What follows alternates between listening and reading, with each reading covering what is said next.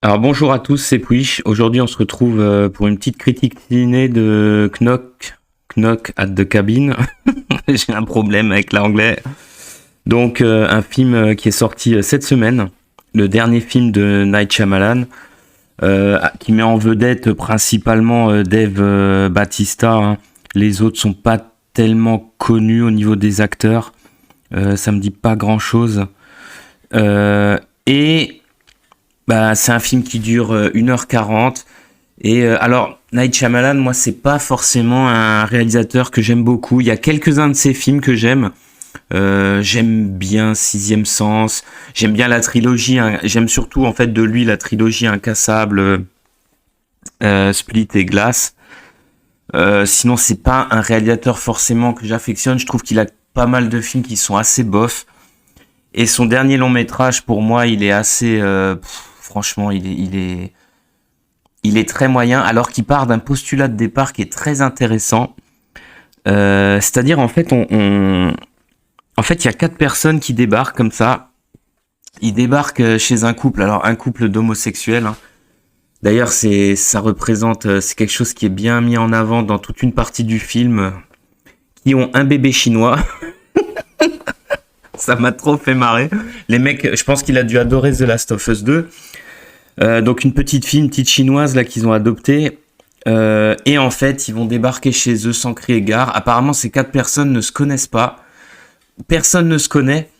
Et en fait, les 4 là vont en fait les mettre devant un dilemme terrible qui mettrait en jeu l'avenir du monde.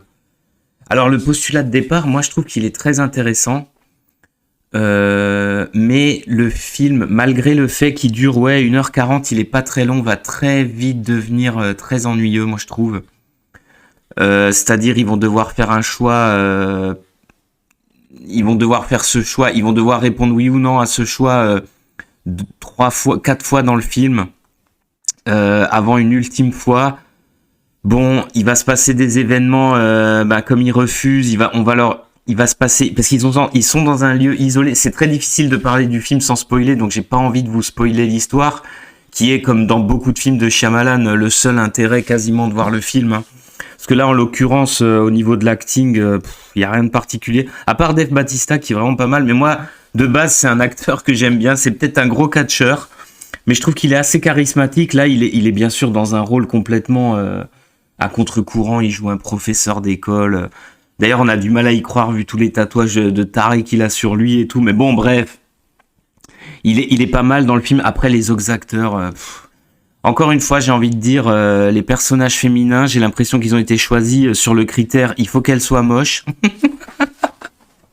Ça, c'est quand même terrible. Il y a toute la partie avec, en fait, le couple homosexuel, c'est au centre du film. Même si il y a pas mal de petites choses qui sont intéressantes, notamment, on verra un tout petit peu leur vie, les différentes choses qu'ils ont vécues au travers de flashbacks, et on comprend très bien que c'est pas tellement bien accepté par leur famille. Bon bref, on comprend qu'ils ont traversé des épreuves, donc à certains moments du film, le fait qu'un des personnages dise mais que le monde n'a qu'à aller se faire foutre puisqu'il nous accepte pas, c'est en même temps bien vu et c'est en même temps lourdeau à mort.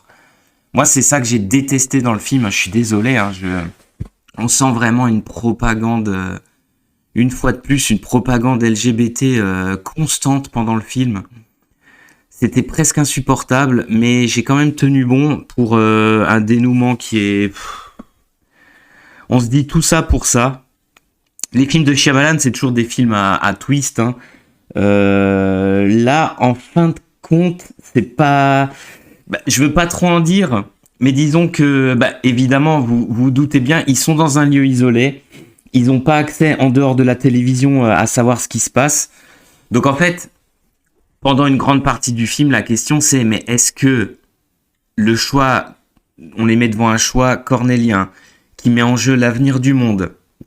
Apparemment, chaque fois qu'ils refusent, il se passerait des événements de dingue. Et donc pendant tout le film, on se demande, est-ce que c'est vrai? Est-ce que c'est faux? Est-ce que quelque chose a été préparé? Est-ce qu'on les a mis dans une histoire de dingue? C'est vraiment le seul intérêt de voir ce film. Et quand on voit la conclusion, on se dit, ouais, voilà. Donc 1h40 d'ennui, vraiment pas très intéressant. Le film est pas tellement... En fait, il a rien de spécial. Niveau effets spéciaux, vous voyez, franchement, ce film, on dirait un gros épisode de série télé, quoi. Si je voulais être vraiment méchant. Ça pourrait être un épisode d'une série télé lambda, par exemple American Horror Stories, là, où chaque épisode est indépendant. Ça pourrait clairement être ça, pas plus. Rien de particulier, à part si vous voulez encore une fois voir de la propagande LGBT, évidemment. Même si, bon, par moment, dans certaines scènes, c'est assez bien vu. Pour le reste du film, c'est assez... Comme à l'habitude, hein, c'est insupportable. Les dialogues avec la petite chinoise au début, heureusement qu'on est intrigué. Mais je pense que ce film-là, vous le regardez qu'une fois. Hein. Alors celui-là, vous l'avez vu une fois, vous le regardez plus jamais. Hein. C'était vraiment pas terrible. Franchement, je vous le conseille pas. Et je vous dis à plus pour de prochaines critiques.